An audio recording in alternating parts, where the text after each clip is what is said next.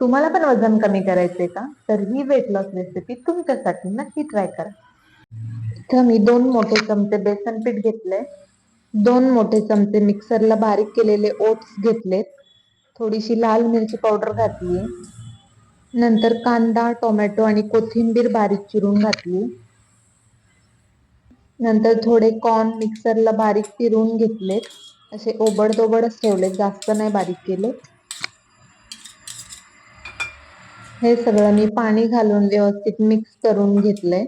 चवीनुसार मीठ घातलंय आणि अर्ध्या तासासाठी झाकण ठेवून ठेवलं होतं बाजूला.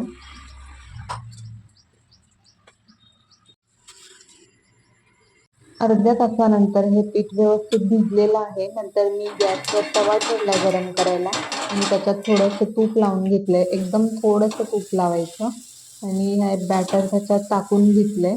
झाकण ठेवून व्यवस्थित भाजून घेतलं दोन्ही साईडनी आणि मस्त आपला हा ओट बेसनचा चिल्ला रेडी झालेला आहे.